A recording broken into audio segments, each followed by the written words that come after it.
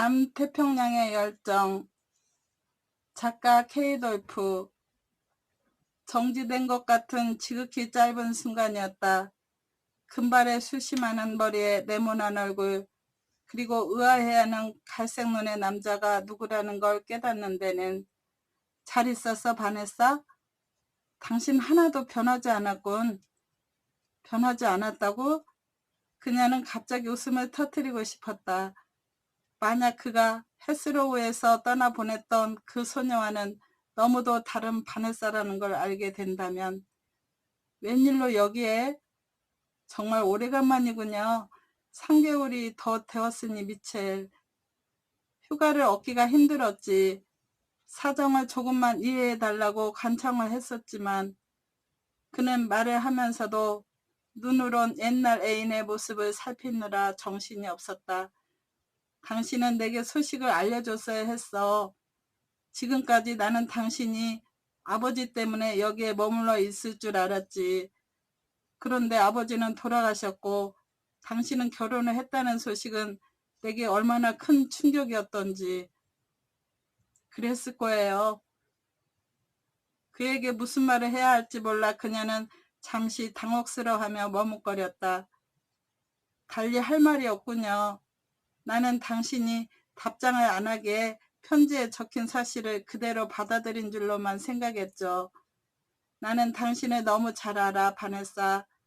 한번 마음먹으면 절대로 바꾸지 않는다는 것을. 그래서 답장을 하지 않았던 거야.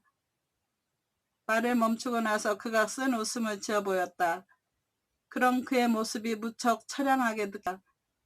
나는 이런 생각까지 했다고.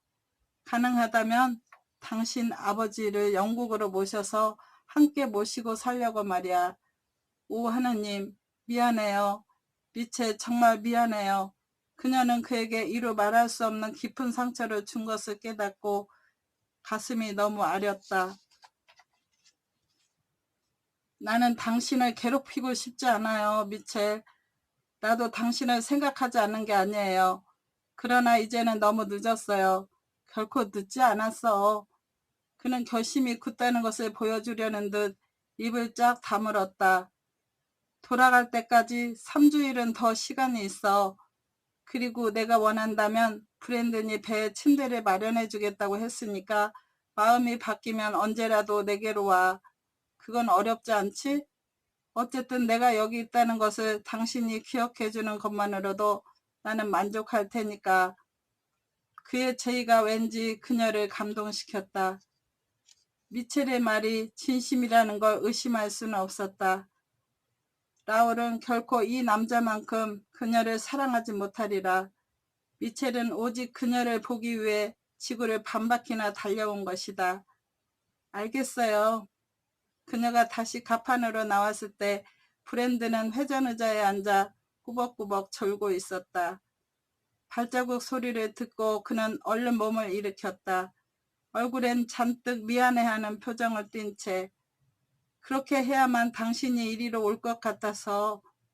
미첼은 집으로 직접 찾아가겠다고까지 협박했거든요. 잘했어요, 브랜든. 어찌되었든 나는 그를 만나봐야 했으니까요. 라울에게는 뭐라고 말했나요? 그는 오늘 아침에 동경에 갔어요. 집으로 돌아오는 길에 그녀는 줄곧 미첼을 생각했다. 무심한 라울에게는 전화 한 통 오지 않은 상태였다. 그러나 미첼은 뭔가 달랐다. 그의 끈질긴 사랑은 아무도 따를 자가 없을 것이다.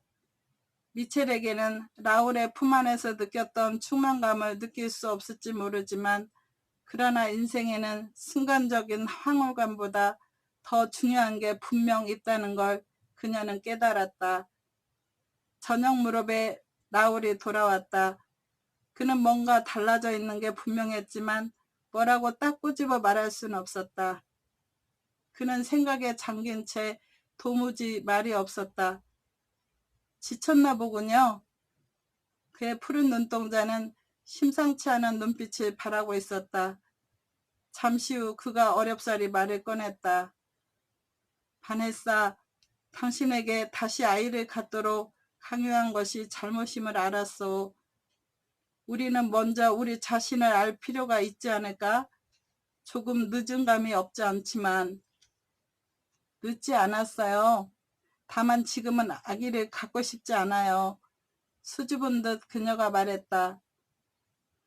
내 정열이 부족했던가 보군. 대신 그 힘으로 사업은 쉽게 성공할 수 있었는데 그의 표정은 여전히 이해할 수 없었지만 그의 눈은 몹시 그녀를 갈망하고 있었다.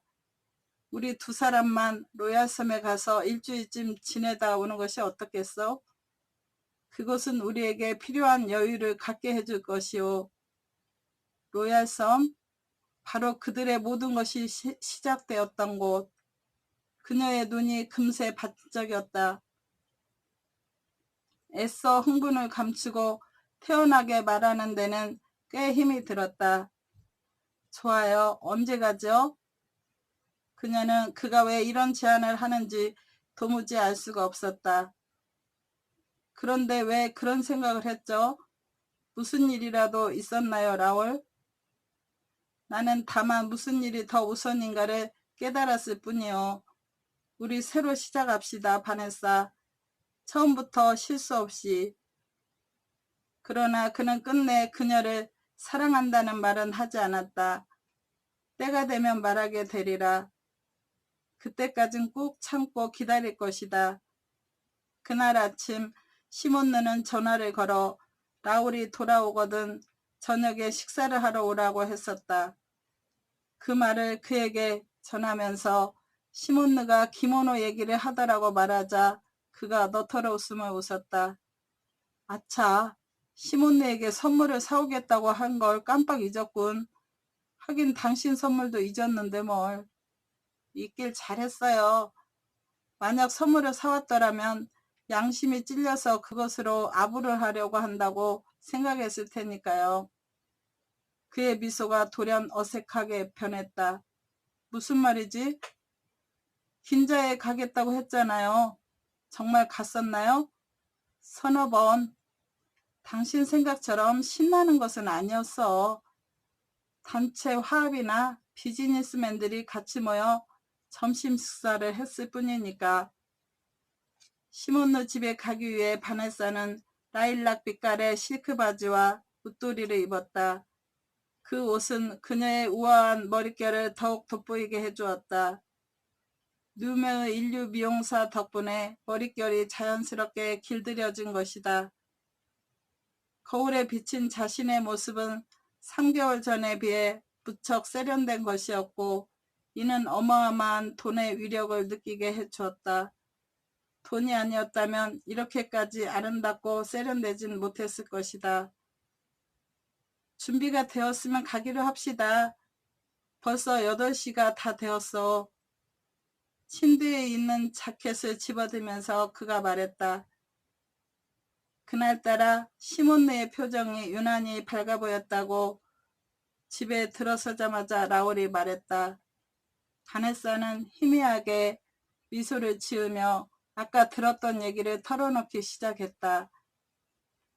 라울이 피에르와 동경 얘기를 하고 있는 사이에 시몬느가 살짝 그녀에게만 들려줬던 것이다. 시몬느가 임신한 지 한 달이 되었대요. 피에르도 너무너무 기뻐하나 봐요. 저더러 데모가 돼달라고 부탁하기에 승낙했어요. 그래? 그렇다면 당연히 기뻤겠군. 라울, 아직도 고의로 유산시켰다고 생각해요? 아니, 당신이 그 아이를 원하지 않았다 하더라도 그런 일을 저지를 사람은 아니란 걸 알아. 처음에는 안 그랬지만 시간이 흐를수록 진정으로 아이를 원했어요. 다음번엔 정말 조심할게요. 다음에는 우리 둘 다 조심합시다. 우리는 충분히 해낼 수 있을 거요. 반. 그가 반이라고 애칭을 불러준 것은 이번이 처음이었다. 그의 신경에 뭔가 큰 변화가 있었기에 이렇게 애정어린 말을 한 것이다. 방문 앞까지 가서 둘은 약속이나 한 듯이 동시에 멈춰 섰다. 자기 전에 술 한잔 하고 싶은데 당신 생각은 어떻소? 오늘 밤 그녀는 너무너무 행복한 나머지 무엇이든 그와 함께 하고 싶었다. 좋아요. 라울은 식당으로 가지 않고 곧장 서재로 들어갔다. 바네사는 의자 깊숙이 몸을 묻은 채 라울이 잔을 꺼내서 술을 따르는 것을 지켜보았다. 여러 번 칵테일을 만들어 본 솜씨라서 퍽 세련된 멋을 느끼게 했다. 바로 저 손이 자신의 몸을 쓰다듬었던 것을 떠올리며 그녀는 상상의 날개를 펼쳤다. 일단 노얄섬으로 가면 모든 것이 원만해지리라. 바닷가에 조그만 만에선 수영을 하고 그리고 오두막에서는 한편 밤이 되면 달빛을 받으며 모래사장을 산책하고 기분 내키는 대로 콧노래도 흥얼거릴 수 있으리라. 지난 몇 달간에 생긴 악몽 같은 일을 완전히 지울 수는 없다 해도 시간이 흐르면서 차차 잊게 되리라. 석잔을 만드는 게 좋겠군. 뜻밖의 목소리에 놀라 문 쪽을 바라본 바네사는 하마터면 기절을 할 뻔했다. 그도 그럴 것이 크리스탈이 문을 열고 들어오는 것이 아닌가. 그녀의 예기치 못한 출현으로 인해 바네사의 꿈은 유리그릇처럼 산산이 깨지고 말았다. 바네사는 고개를 들고 빤히 크리스탈을 쳐다보았다. 크리스탈은 자기의 적수를 노려보다 말고 술병을 든 채 약간 얼빠진 표정을 하고 있는 라울 쪽으로 시선을 돌렸다. 그렇게 쉽게 되지는 않을 거예요.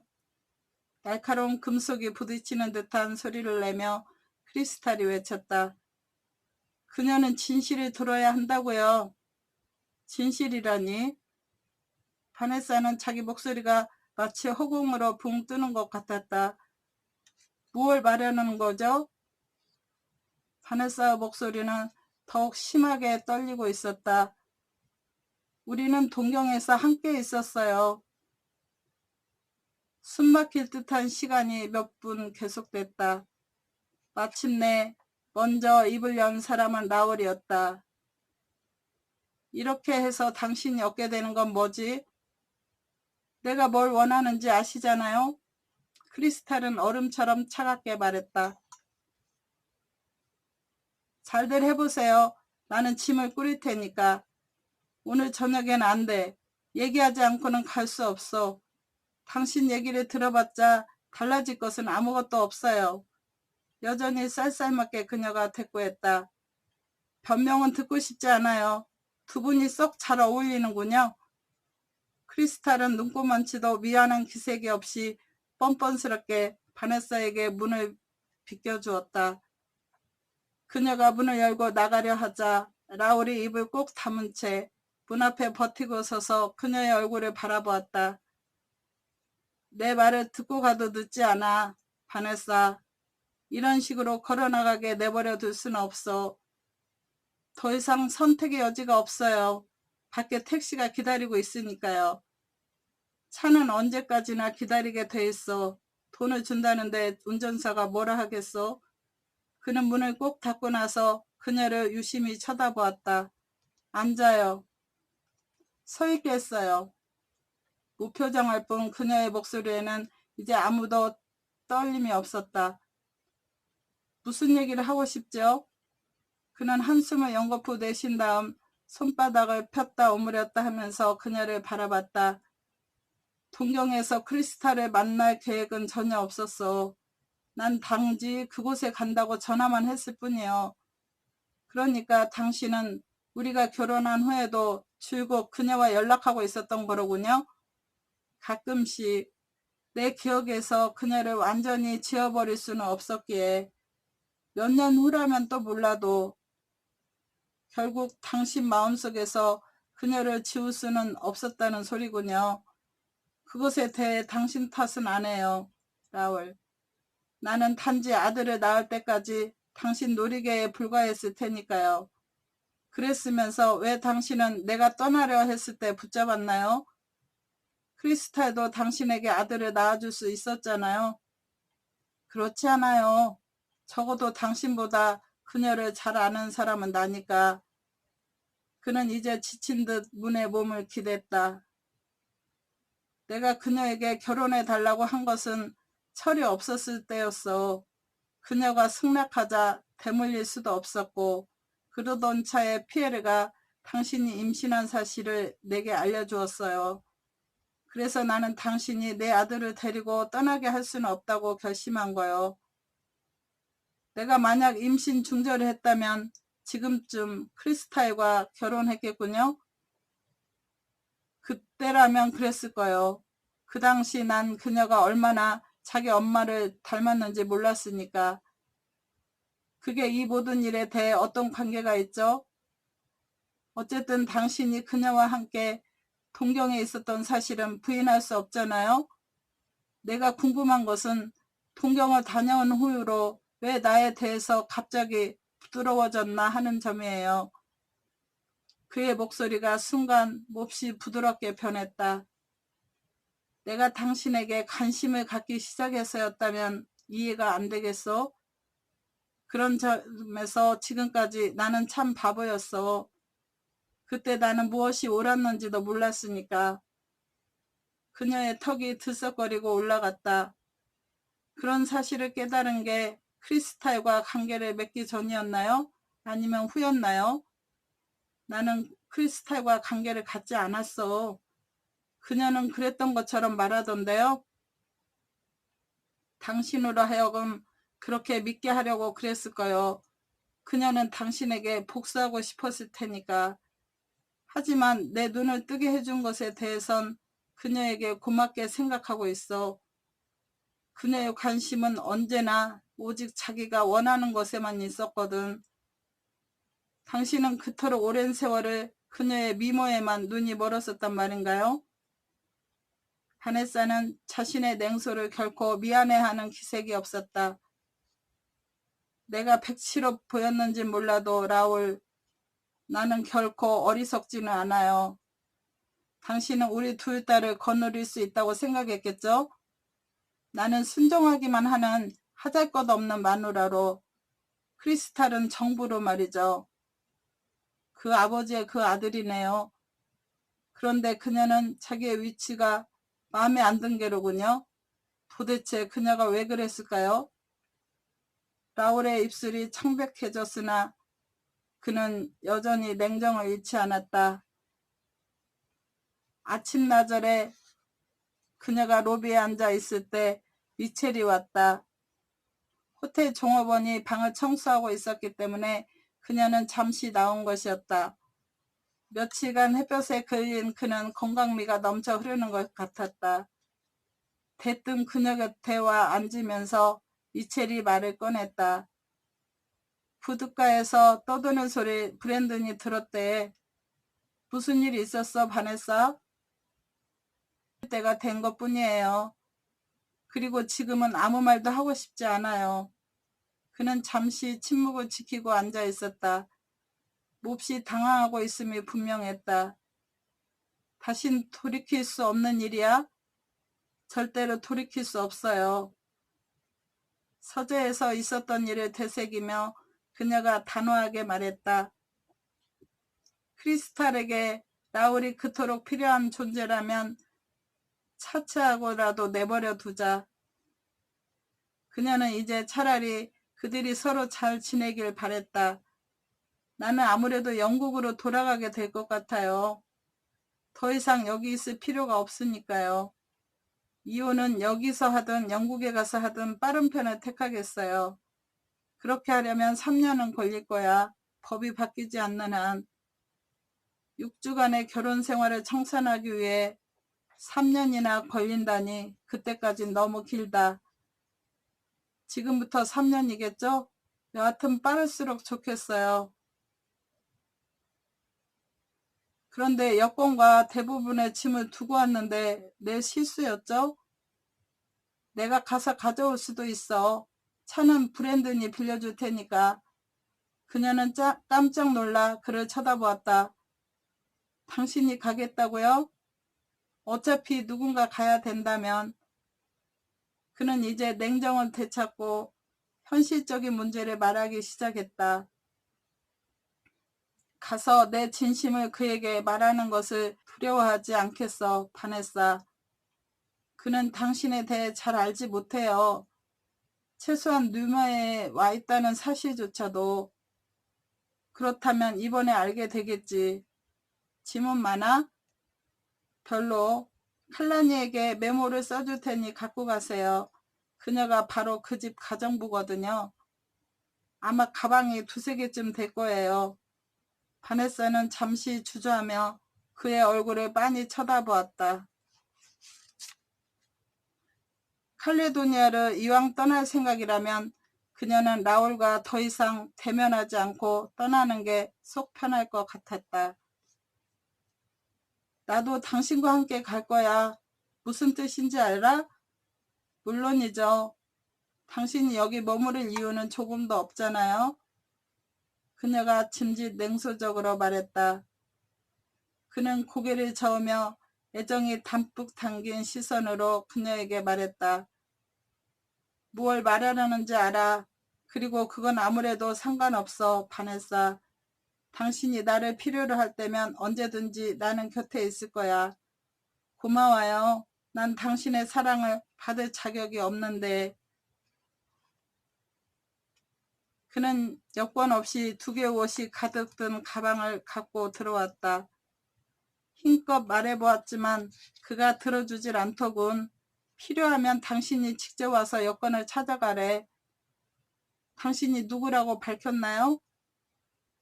누군가만이 아니라 당신과 관계까지 밝혔는데도 조금도 놀라지 않았어. 그는 오직 당신이 어디에 있는가에만 관심이 있더군. 정말로 내게 관심이 있어서 조금만이라도 알아보려고 했다면 금방 찾았을 텐데요, 뭘. 그녀가 뽀르뚱하게 말했다. 그는 호텔 숙박계를 다 뒤졌지만 당신 이름을 찾지 못했다고 하더군. 당연하죠. 가명을 썼으니까. 솔직히 말하자면 그는 내가 예상했던 사람과는 전혀 딴판이었어, 바네사. 당신이 지금 하고 있는 일이 옳다고 확신해? 당신은 나더러 다시 그에게 돌아가라는 말인가요? 그녀가 어이없다는 투로 대들었다. 나도 모르게 당신이 지나치게 성급하지 않았나 하는 생각이 들더라고. 그는 진심으로 당신을 아끼는 사람 같았거든. 그녀는 잠시 침묵을 지켰다. 차츰 심장이 두근두근 뛰는 것을 확연하게 느끼며 그녀가 입을 열었다. 그가 금발의 여인이랑 함께 있지 않던가요? 대략 25살쯤 되어 보이는. 그녀는 결국 그 말을 뱉고 말았다. 아니, 보지 못했어. 그렇다면 바로 그 여자 때문이었군. 그의 눈을 더 이상 쳐다보지 못하고 그녀가 고개를 떨구었다. 그 여자는 라울의 이복동생이에요. 그는 원래 그녀랑 결혼할 작정이었는데 내가 모든 일을 망쳐버린 셈이었죠. 당신은 그를 도왔으면 도왔지 망친 게 아니야. 아무튼 내 말은 그녀를 못 봤다는 거야. 가정부가 당신 집을 가방에 챙기는 동안 우리는 서재에서 한잔하며 많은 얘기를 나눴지. 몹시 예의를 차려서 말이야. 바닷물이 햇볕을 받아 고기 비늘처럼 반짝거리고 있었다. 그녀는 그 광경을 무심코 바라보며 혼잣말처럼 중얼거렸다. 그는 내가 여권을 돌려받기 위해서라면 당국으로 가서 신고할 수도 있다는 걸 알아야 해요. 내 여권을 압수할 권한이 그에게는 없으니까요. 그가 여권을 보관하고 있는 것은 그것 없이는 당신이 멀리 갈 수 없을 거라고 생각하기 때문이야. 그의 의도가 그렇다는 것을 난 잘 알 수 있었지.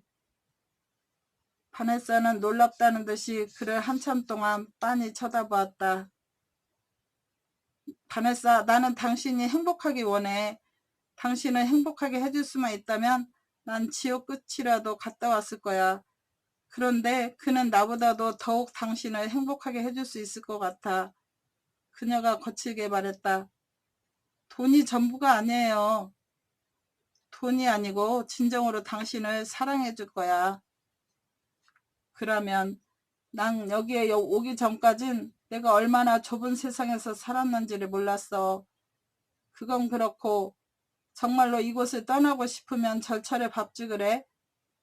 브랜든이 피지섬에 가는데 우리도 같이 그곳으로 가면 여기서보단 영국까지 가는데 시간이 훨씬 단축될 거야. 그 말을 듣고 그녀는 자기도 모르게 웃었다. 당신도 남태평양에 매료되었군요. 그렇죠? 정말이지. 남태평양은 신비한 힘을 지닌 곳인가 봐요. 그런 것 같아. 그냥 이대로 영국으로 돌아가기엔 나를 유혹하는 것들이 너무 많아. 당신 일은 어떻게 하고요? 다른 직장을 구할 생각이야. 한 직장에 너무 오랫동안 박혀 있었다는 기분이 들어. 그녀를 쳐다보는 그의 눈에는 같이 갔으면 싶은 바람이 여실히 드러나 있었다. 어때? 피지섬에 들렀다 가는 게? 그가 유혹하고 있었다. 브랜든도 그와 똑같은 말을 했었다. 언제 가더라도 영국에 있는 그녀의 고향은 변함없이 거기에 있을 것이며 조금 늦게 간다고 큰일이 날리는 만무했다. 미첼은 그녀의 방까지 짐을 갖다 주었다. 그녀가 혼자 있고 싶어하는 것을 눈치채고 그는 아무 말 않고 돌아갔다. 바네사는 홀로 남아서 두 개의 가방에 든 옷을 정리했다. 시간이 꽤 많이 걸렸다. 그녀는 라울이 사준 옷을 단호하게 골라냈다. 그것들은 나중에 소포로 되돌려 보낼 생각이었다. 저녁을 먹고 방에 들어와 옷을 벗으려는 순간 밖에서 노크 소리가 났다. 그녀는 문 쪽으로 다가가면서 종업원이 새 타월을 갖다 주러 왔겠거니 하고 생각했다.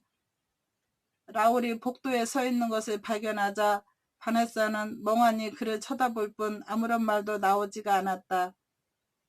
그가 잽싸게 안으로 들어서는 바람에 바네사는 흠칫하며 뒤로 물러섰다. 그는 거칠게 문을 닫고 나서 그녀 앞에 장승처럼 버티고 섰다. 일찍 왔었는데 당신이 없더군. 보트에도 가보았는데 역시 없었소. 바네사는 정신을 가다듬고 그를 똑바로 바라보았다. 저녁을 먹으러 갔었어요. 그런데 무슨 일로 오셨죠? 얘기를 하고 싶었어. 집으로 돌아와요, 바네사. 크리스탈은 떠났어. 오늘 아침에. 다시는 나타나지 않을 거요. 그게 모든 것을 원상태로 되돌려 놓을 수 있다고 생각하셨나요? 그래도 약간은 도움이 되리라 생각했소. 하지만 솔직히 말해서 충분하지는 않군요. 그녀는 순간 그로부터 멀리 도망치고 싶었다.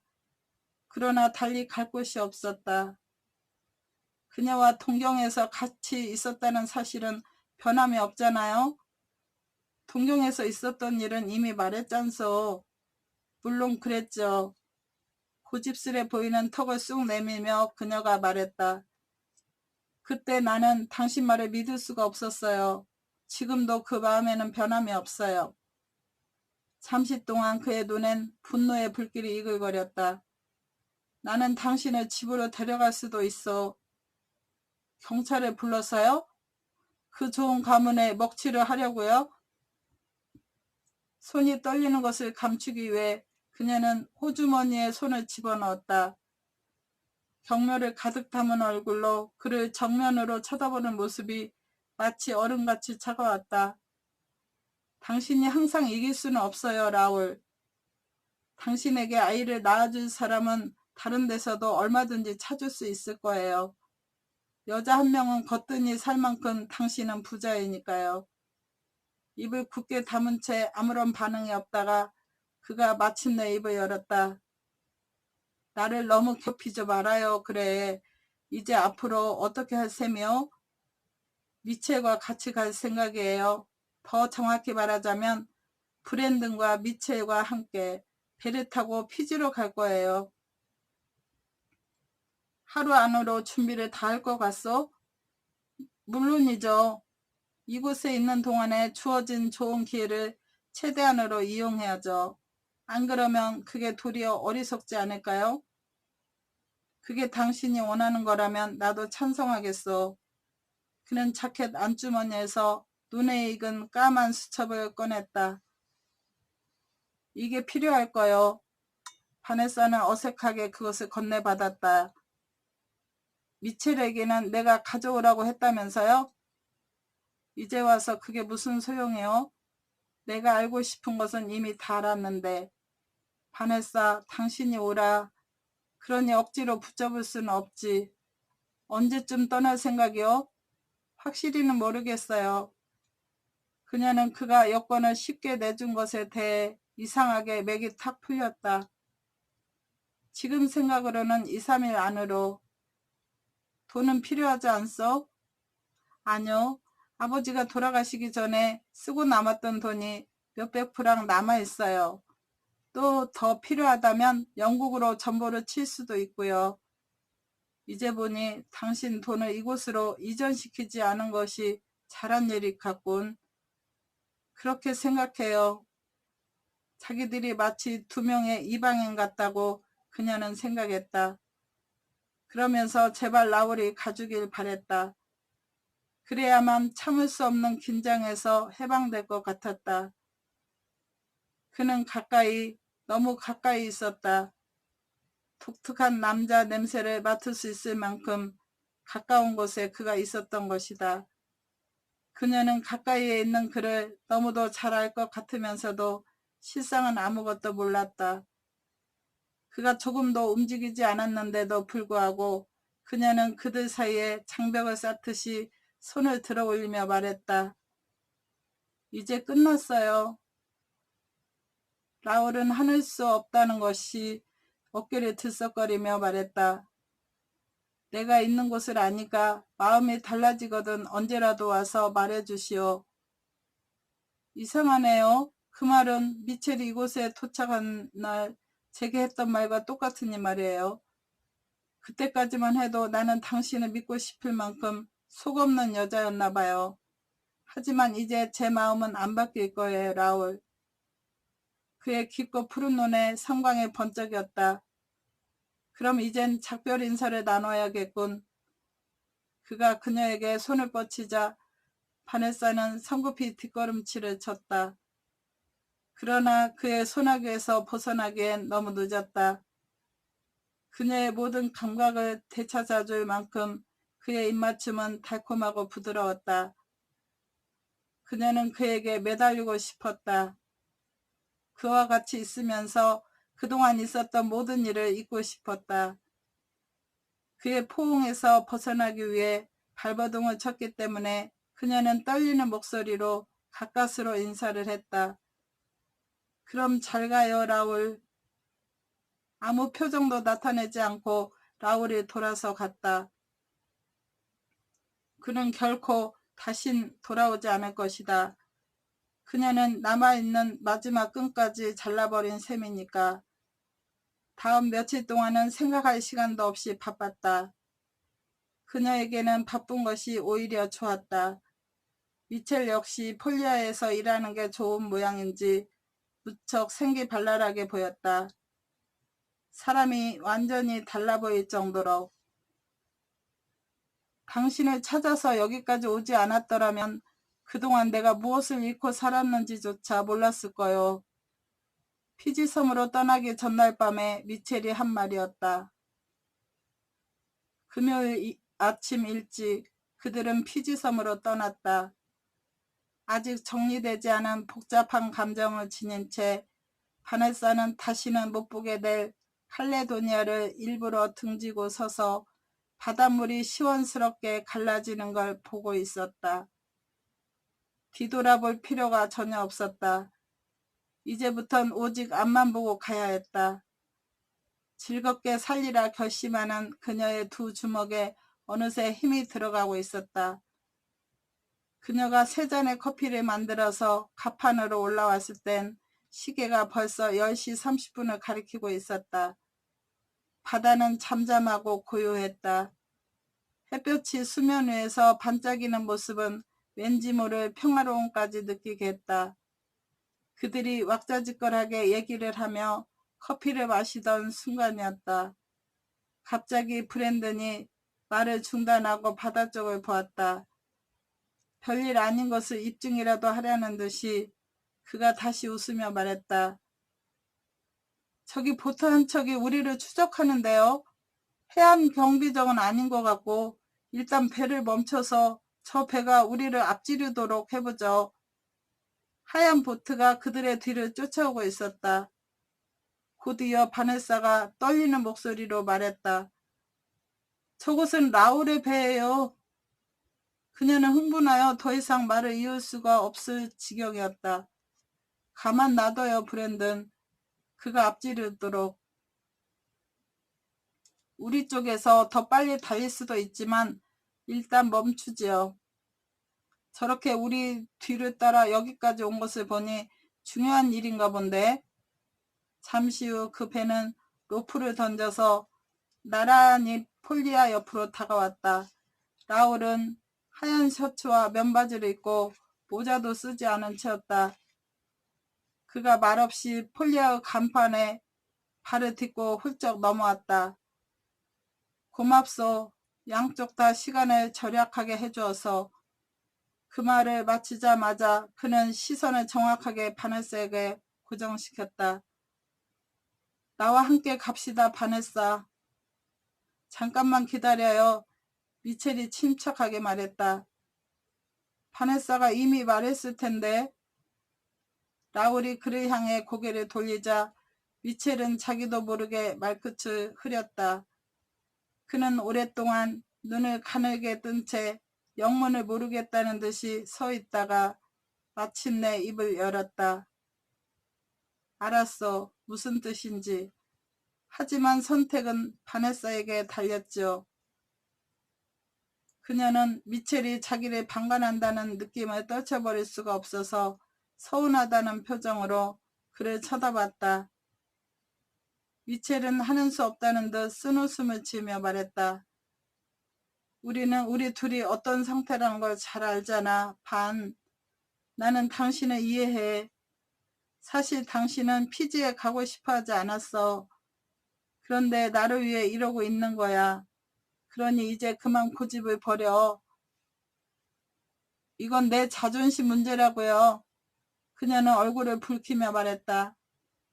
나는 감자가루처럼 아무렇게나 주고받는 물건이 아니란 말이에요. 당신은 내 아내요. 그리고 나의 일부분이지. 나는 당신 없이 혼자 돌아갈 수 없어, 바네사. 제발 내 말을 믿어요. 브랜든 뭐라고 말 좀 해보세요. 미첼 말이 맞다고 생각해요. 그가 천천히 대답했다. 단지 숨겨왔을 뿐이에요. 그러나 나는 당신이 속으로 어떤 생각을 하는지 알아요, 바네사. 라울과 함께 가세요. 당신 스스로도 그걸 원하잖아요. 그도 라울 편인 걸 알자 그녀는 숨을 깊이 들이마신 다음 주먹을 꽉 쥐었다. 새 남자에 의해서 내 장래가 결정되는 거는 용납하지 않겠어요. 두 친구와 한 남편이지. 라울이 그녀의 말을 정정했다. 그는 웃고 있었으나 결심은 대단해 보였다. 단지 친구로만 만족할 수 없다는 것이 내 말의 요점이요. 어디까지나 난 당신 남편이니까. 라울은 그러고 나서 그녀에게 손을 내밀었다. 저 배로 한 걸음만 발을 내디지면 돼. 당신은 그럴 수 있어, 바네사. 아니요. 그녀는 내심 수그러들고 싶은 생각이 간절했으나 타고난 외고집이 그걸 허락하지 않았다. 날 그냥 내버려 두세요. 아니, 그럴 수는 없어. 잠시 후 그가 한결 부드러운 목소리로 말했다. 나는 당신이 필요하오, 바네사. 일시에 마음의 분노가 사그러들었다. 그녀는 의아스럽다는 눈으로 그를 빤히 쳐다보았다. 사랑하는 것이 아니라 필요하다고 했다. 그러나 그 말들은 결국 동요가 아닌가. 사실 그들은 누가 뭐래도 서로가 서로를 필요로 했다. 작별 인사는 참으로 괴로웠다. 언젠가 다시 만날 기회가 있을 것이다. 그러나 그것은 단언할 수 없는 종류의 일이다. 라울은 커다란 원을 그리며 보트를 돌렸다. 폴리아가 더 이상 보이지 않게 되자 바네사는 라울 쪽을 향해 몸을 돌렸다.